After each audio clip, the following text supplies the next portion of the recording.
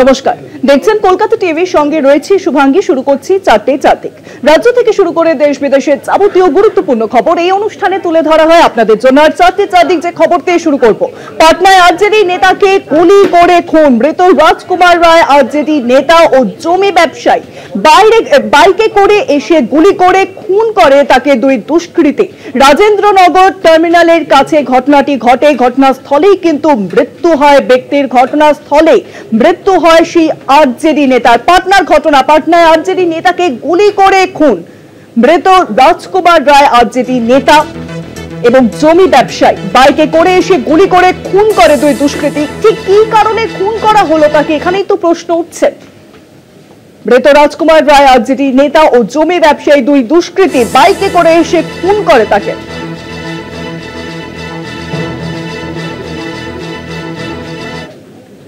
अभी कुछ टाइम पहले यहाँ पे राजेंद्र नगर टर्मिनल के सामने गली नंबर 17 में एक घटना हुई है, जहाँ पे एक व्यक्ति जिनका नाम बताया जा रहा है राजकुमार उर्फ आला राय, और ये राघवपुर वैशाली के रहने वाले। इनको गोली मारी गई थी। उसके उपरांत इनको इलाज के लिए ले जाया गया और इलाज के क्रम में इनकी मृत्यु हो गई है। इनके साथ इनका एक ड्राइवर भी था। उससे भी अभी हम पूछताछ करेंगे। हमारी पुलिस की टीम यहाँ पे आ चुकी है, एसपी साहब आ चुके हैं और एफएसएल को भी हम बुला रहे हैं, और आसपास के जो आई विटनेसेस है उनका भी स्टेटमेंट लिया गया है। साथ ही साथ जो भी इस इलाके में आसपास कैमरास लगे हुए सारे के सारे कैमरास भी हम खंगाल रहे हैं।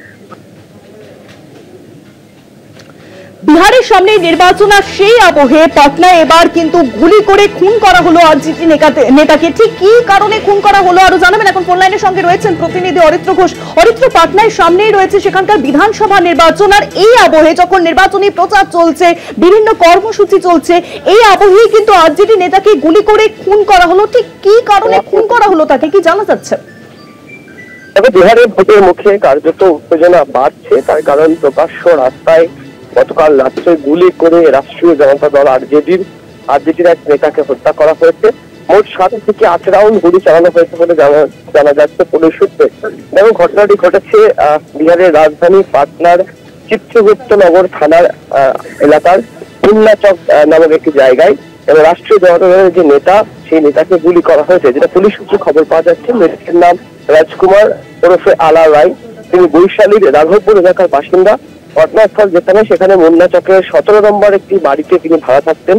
তার স্ত্রী সন্তানের সাথে সেখানে থাকতেন। রাজনীতির পাশাপাশি তিনি জমির কারবারের সাথে যুক্ত ছিলেন। স্থানীয় সূত্রে খবর, বুধবার রাজকুমার যখন গাড়ি থেকে নামছিলেন, সেই সময় তার গাড়ি যখন পার্কিং প্লেসে রাখতে দেওয়া হয়, সেই সময়তেই তাকে গুলি করা হয়। পুলিশ সূত্রে খবর, বাড়ির কাছে দুষ্কৃতীরা লুকিয়েছিল এবং রাজকুমার গাড়ি থেকে নামলেই তারা তাকে ধাওয়া করে গুলি ছোড়ে। গুলি লাগার ফলে ওখানেই লুকিয়ে পড়েন রাজকুমার। এবং পরবর্তী ক্ষেত্রে চিত্রগুপ্তনগর এবং পত্রকারনগর থানার পুলিশ ঘটনাস্থলে আসে। ঘটনাস্থলে পৌঁছান পুলিশ সুপার পরিচয় কুমার এবং স্থানীয়দের সহায়তায় হাসপাতালে নিয়ে গিয়ে জানা যায় এই নেতার মৃত্যু হয়েছে।